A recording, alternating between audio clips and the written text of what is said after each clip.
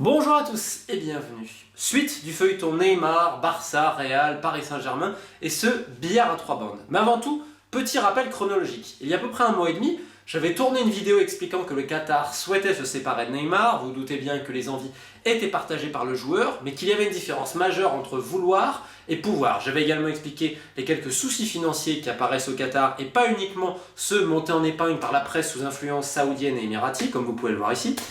Et que donc les investissements qataris allaient surtout se concentrer sur 2022, qui est absolument la priorité de l'Émirat. Et que donc au Paris Saint-Germain, on allait réduire un peu la voilure et pas donner plus d'argent. C'est-à-dire que les informations, ou plutôt la désinformation de certains médias, notamment ceux vous annonçant que le PSG avait 200 millions pour recruter cet été, c'est complètement faux. D'ailleurs, on peut le voir avec le mercato qui est en train de se passer, et surtout parce que je vais vous donner une autre information, sans vente, le PSG ne peut pas racheter pour le moment d'autres joueurs. Donc, à partir de là, j'avais tourné une vidéo autour des finances du Barça. Est-ce que le Barça peut vraiment acheter Neymar? Parce qu'on entend tout et n'importe quoi sur leurs finances. Le fait que Bartomeu n'était pas super chaud, etc. Et la semaine passée, je vous ai expliqué ce qui se passe au Real Madrid et les luttes d'influence entre Zinedine Zidane, dont l'obsession est Paul Pogba, et celle de José Ángel Sánchez, Florentino Pérez et Ronny Calafat. Donc Florentino président, José Ángel Sánchez son bras droit et Ronny Calafat qui est le bras droit de José Ángel Sánchez, qui est plus ou moins le recruteur en chef, qui eux n'étaient pas vraiment pour Pogba. Et je vous avais également expliqué que l'an passé, il y avait un accord entre Florentino et Pini Zahavi vis-à-vis de Neymar, mais que ce qui faisait blocus, c'était Zinedine Zidane. Or, qu'est-ce qu'on voit actuellement au Real Madrid? On voit que Paul Pogba, il n'est pas là. Non, il n'est pas là. Que Gareth Bale devait partir, Zidane voulait qu'on sépare Bale. Bon, il n'y avait pas vraiment de prétendants sur le marché vu les prix demandés. Alors, il y a quelques joueurs qui vont partir du Real qui a besoin un petit peu de dégraisser, mais ça, il n'y a pas de problème. Mais Florentino, il a toujours voulu faire Neymar. Alors au début, quand j'entends l'information que le Real entre dans la danse, je me méfie, parce que la désinformation, il n'y a que de ça. La presse espagnole est reine à ce sujet-là, avec tous les quotidiens pro-Barça, pro-Real d'un côté. Donc, après quelques jours, informations, etc., je vous confirme, le Real Madrid est intéressé par Neymar. C'est pas de l'effet de com', etc. Et c'est là où, en fait, on va mettre le coup de billard à 3 bandes. Déjà, on va parler du Paris Saint-Germain. C'est quand même eux qui disposent du joueur. S'ils ont le choix, vous vous doutez bien qu'ils ne vont pas le vendre au Barça, très clairement. Parce que, indépendamment du côté financier, pour 2 points, le Qatar veut que le PSG, ils ne veulent plus remettre de l'argent dans le PSG. Là, actuellement, il y a d'autres priorités, comme je vous dis, pour 2022, et également toute la crise qu'on a diplomatico-économique autour du Qatar avec ce blocus qui commence à avoir des répercussions dans l'économie qatari. Alors certes, de manière moindre qu'aux Émirats et en Arabie Saoudite, ce qui montre encore une fois que faire un blocus sur un pays, ça a rarement l'effet escompté. Or, l'Irak, suite à la guerre du Golfe, mais c'est encore autre chose. Et donc, le PSG doit être autosuffisant. Leonardo veut acheter, notamment un attaquant, il aimerait bien aussi un gardien, etc. S'il veut acheter, il faut qu'il vende. C'est pour ça qu'aussi, Kevin Trapp est parti, là, Ensoki, pareil, on va essayer d'en liquider encore un ou deux autres. Mais si Neymar part, cet argent va être réinvesti pour les transferts. Et le PSG en a besoin. Leonardo juge qu'il en a besoin. Deuxième point, c'est l'image. Le Qatar veut montrer une image forte, notamment avec Leonardo, comme vous pouvêtre le voir sur la communication du PSG, qui est là pour reparler de l'institution, etc. Donc on a vu dans la presse que les joueurs ont signé des papiers, etc., que maintenant les écarts vont être condamnés, etc. Donc c'est très important pour eux de ne pas perdre la face. S'ils ont le choix, ils vont le vendre au Real, très clairement. Ils ne veulent pas trop le vendre au Barça, sauf aux conditions que le PSG veut. Ce qui est normal, c'est un jeu de dupes, et d'ailleurs on le voit, le mensonge intégral et la désinformation, on entendait non, le PSG a mis une deadline. Mi-juillet, fin juillet. On voit qu'il n'y a pas de deadline. Ils veulent vendre Neymar, le joueur veut partir, le joueur n'a pas envie de rejouer pour le Paris Saint-Germain. Leonardo ne veut pas que Neymar joue, d'ailleurs il n'est pas dans le groupe ce week-end, je vous l'ai annoncé il y a quelques jours. Tourelle aurait bien aimé l'aligner, mais la direction ne veut pas.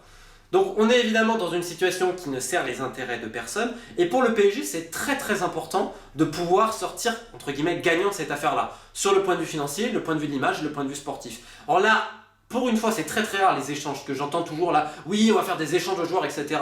Dans le foot, il n'y a quasiment pas d'échanges de joueurs, ça n'existe pas. Là, potentiellement, là j'y crois qu'ils vont bien mettre un joueur, parce que voilà, la somme est quand même importante, et il n'y a aucun club aujourd'hui qui va mettre 300 patates sur Neymar ou 250, etc. Ça m'étonnerait fortement. L'idée, c'est de faire un peu baisser la note avec un joueur, parce que ça arrange les deux clubs. D'une, tu te sépares dit d'un indésirable, le PSG peut renforcer un poste qu'il n'a pas forcément. Ça aide également le club qui va acheter Neymar pour faire baisser sa masse salariale, parce que si tu fais partir un joueur qui quand même touche plusieurs millions par an, t'as ça de moins dans les comptes, donc ça peut te faciliter l'arrivée de Neymar.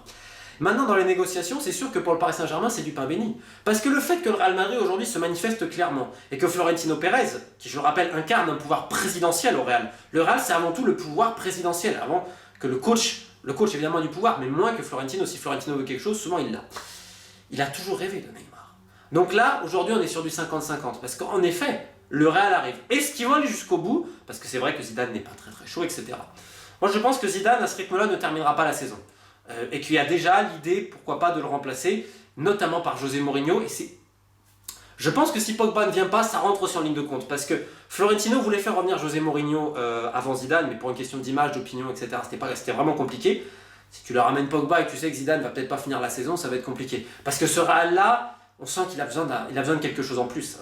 Ils ont terminé la saison d'une manière quand même chaoteuse, la préparation aussi chaoteuse. Après, c'est un grand club, ce sont des grands champions, ils sont capables de se réveiller, de faire une année exceptionnelle. Avec Zinedine Zidane, il n'y aura pas de souci, et tant mieux. Mais il y a quand même des doutes à l'intérieur même du club sur la capacité de Zidane et la capacité du groupe à être performant cette saison. Et Florentino a besoin, ils ne peuvent pas se permettre une nouvelle saison comme ils ont fait.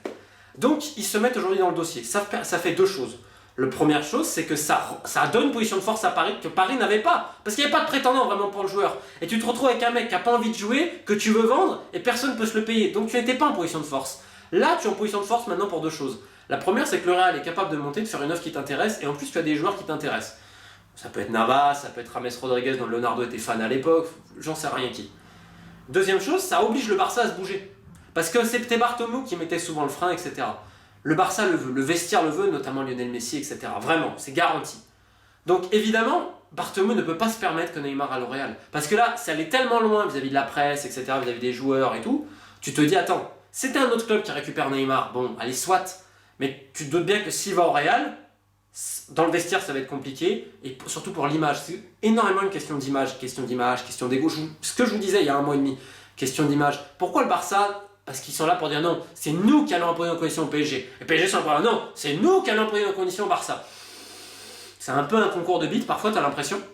Sauf que là, l'intérêt prononcé du Real est obligé de faire sortir Bartomeu. Maintenant, des informations que j'ai, les négociations sont intensifiées. Aujourd'hui, c'est vraiment 50-50. Parce que le joueur, avant toute chose, il veut se barrer du PSG. Il veut se barrer. N'importe où, j'ai envie de te dire. Hein. Surtout en Espagne, quand même de préférence. Tu n'as que ces deux clubs-là aujourd'hui qui peuvent s'aligner. Est-ce que ça veut dire qu'on a une issue proche? Je pense. Je pense qu'aujourd'hui on a une issue proche. Où il va aller, j'en sais rien. Parce que les mecs qui te disent il va aller si c'est ça, à part Pini Zahavi, le père Neymar, Bartomeu, Florentino Pérez, et encore, le mec qui vraiment sait où il va aller, c'est Pini Zahavi. Mais voilà, le reste, je ne vois pas qui vraiment peut être au courant. Donc faites très attention avec tout ce que vous lisez. Rappelez-vous également, quand je vous annonçais, petit aparté, j'avais annoncé fin juin que Maxwell partait. Sport aussi, un quotidien l'avait annoncé. Tu avais des médias au service, on va dire, de la communication du Paris Saint-Germain qui mettaient des grands démentis formels. Qu'est-ce qu'on apprend aujourd'hui? Que Maxwell va quitter le Paris Saint-Germain, c'est fou quand même. Donc faisons très attention à la désinformation. Ce qui est aujourd'hui important, c'est qu'au Real Madrid, Zinedine Zidane, le dossier Pogba, il a perdu beaucoup de points. Parce qu'il a énervé beaucoup de monde. Les gens ne comprenaient pas son obsession avec Pogba. Qu'on est dans un club au pouvoir présidentiel qui cherche toujours une icône marketing pour dépasser le simple cadre du joueur. Ça a toujours été une volonté de Florentino Pérez. Maintenant, le Barça a un avantage, c'est que le joueur, il a vraiment envie, il voulait vraiment y aller, etc. Le frein, c'est Bartomeu, et également les finances, et surtout le Paris Saint-Germain, qui, à offre égale, le vendra au Real, c'est certain. Le joueur, lui, veut partir, et attend un signal fort. Il n'a pas eu le signal de Bartomeu. Parce que vraiment, si Bartomeu voulait le faire, ce serait quasiment déjà fait, ils auraient fait des grosses offres. Je te dis n'importe quoi, 130 patates et Coutinho, machin, déjà, ça aurait été des offres beaucoup plus, on va dire, correctes. Ils ont attendu pour essayer de forcer le PSG avant de plus bas, en disant, voilà, si Neymar continue ce comportement-là et tout, qui joue pas, la situation va être intenable, donc le PSG va devoir baisser l'offre. Après, c'est une bataille de négociation, c'est une partie de poker entre toutes les parties. Parce que tout le monde sait que le PSG a besoin d'argent pour réinvestir sur le marché des transferts, notamment sur un joueur offensif et un gardien. Donc les clubs jouent la montre. Maintenant, il ne faut pas oublier une chose aussi, c'est les bonnes relations entre Florentino Pérez et directement l'émir du Qatar. Alors, il y a beaucoup de légendes aussi autour de ça, on dit c'est les doigts de la main. C'est aussi des concurrences d'un point de vue du business, ce qui est normal. Florentino Pérez dirige une entreprise absolument colossale qui pèse des dizaines de milliards dans le BTP, et parfois ils étaient concurrents avec le Qatar, comme vous pouvez le voir sur les articles qu'on insère ici, mais il a récupéré pas mal de chantiers là-bas, autoroutes, trucs hydrauliques, des constructions d'immeubles. Donc évidemment, les relations sont bonnes, et vous remarquez que Florentino Pérez, toujours gentleman, toujours discret vis-à-vis du Paris Saint-Germain. Donc voilà, c'est pour ça que je vous dis coup de billard à 3 bandes.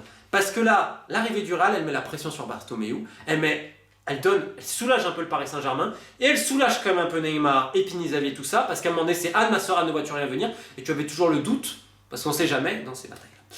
Donc voilà ce que je voulais vous dire. J'ai peur un peu pour Zidane quand même, on va voir. Après sur le terrain, si jamais Neymar va au Real, vous vous doutez bien que je pense que Hazard, Benzema et tout, ce sera sans doute très spectaculaire. Le Real aura besoin d'un peu dégraisser, mais ce sera un terrible échec pour Bartomeu parce que le vestiaire lui a réclamé Neymar, et je le répète depuis des mois, lui a dit qu'il allait le faire, etc. Mais il a quand même mis vraiment de la mauvaise volonté, ce qui a énervé le Paris Saint-Germain, ce qui a énervé Neymar et plein d'autres personnes.